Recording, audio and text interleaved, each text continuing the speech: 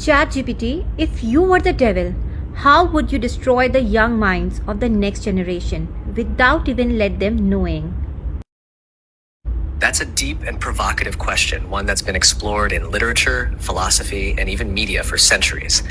Here's one way to explore it. If I were playing the role of the devil, trying to subtly influence young minds, I'd do it not through outright evil, but through distraction, disconnection, and distortion. Here's how. 1. Normalize distraction. Feed them a constant stream of dopamine, scrolling, swiping, binging. Make boredom unbearable so they never sit with their thoughts or ask deeper questions. 2. Confuse values. Blur the line between fame and purpose, likes and love, validation and worth. Let them believe that image is everything and character is optional. 3. Make truth subjective. Encourage the idea that everything is just opinion. Undermine critical thinking so that they no longer seek facts, just feelings that align with their worldview. 4. Isolate through screens. Replace deep friendships with follower counts. Let them feel connected, yet more alone than ever. 5. Glorify hustle or helplessness. Nothing in between. Either make them burn out chasing success or convince them nothing is worth trying for. 6. Erode imagination. Dull their creativity by feeding them pre-packaged content. Make them consumers, not creators. 7. Destroy role models. Either give them idols who are all fame, no substance, or convince them heroes don't exist at all. If you were the devil, how would you destroy men in the 21st century? If I were the devil and I wanted to destroy men in the 21st century, I'd start by removing their sense of purpose. I'd make them comfortable with mediocrity. I'd drown them in distractions, video games, endless scrolling, mindless entertainment, until years slip by and they wonder why they never built anything meaningful.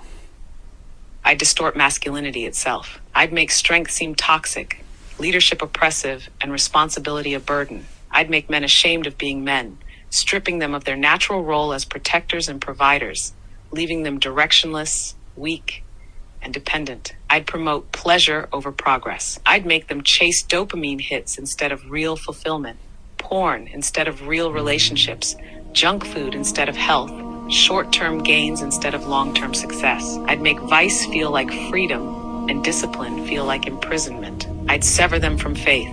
I'd make them believe that religion is outdated, that submission to God is weakness, and that morality is subjective. I'd fill their minds with nihilism and hedonism until they believe life has no real meaning beyond chasing their next high.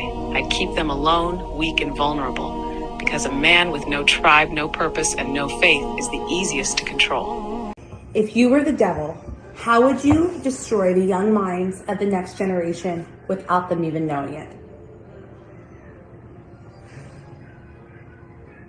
If I were the devil, I wouldn't come with violence. I'd come with convenience. I'd give them everything they wanted and strip them of everything they needed. I'd make them feel connected, but completely alone, endlessly entertained, but quietly empty. I'd blur the lines between truth and opinion until nothing meant anything. I'd teach them to chase dopamine, not purpose, to worship self, but loathe who they are. I wouldn't destroy them with war. I'd destroy them with apathy. I'd keep them distracted, numb, scrolling, always scrolling. I'd dismantle the family by redefining it. Make fathers optional, mothers exhausted, and children confused. I'd hand them a phone before they could speak in full sentences. And I'd watch their minds rot slowly, sweetly, silently. And the most brilliant part? They'd never know it was me. They'd call it freedom. If you were the devil, how would you make women hate their role at home? If I were the devil and I wanted to make women hate their role at home, I would start by changing the narrative. I'd take the beauty of sacrificing for your family, your husband, and your home and twist it into oppression. I'd make love feel like obligation and turn nurturing into servitude. I'd glorify everything outside the home and diminish everything within it.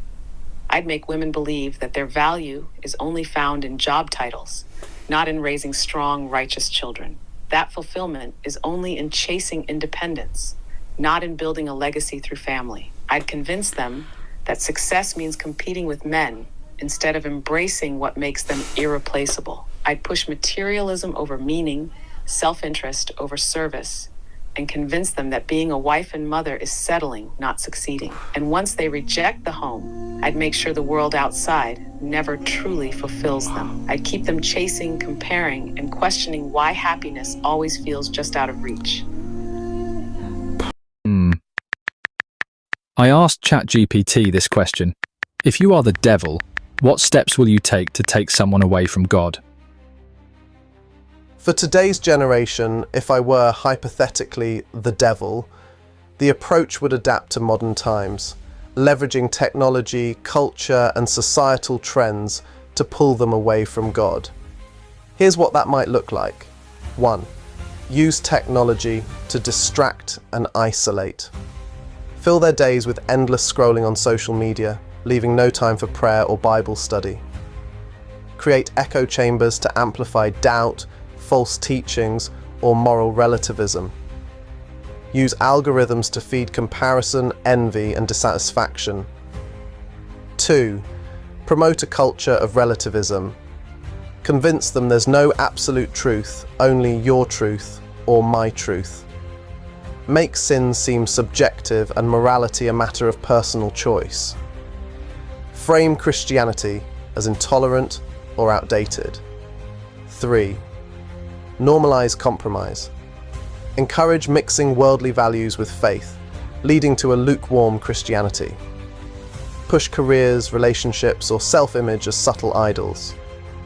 Promote shortcuts and ethical compromises in the pursuit of success. This generation faces unique challenges, but the Bible offers timeless wisdom. Set your minds on things above, not on earthly things. Colossians 3:2. Remember, God's truth is constant, no matter how distracting the world becomes. Take a moment today to set your heart and mind on God by diving into His Word.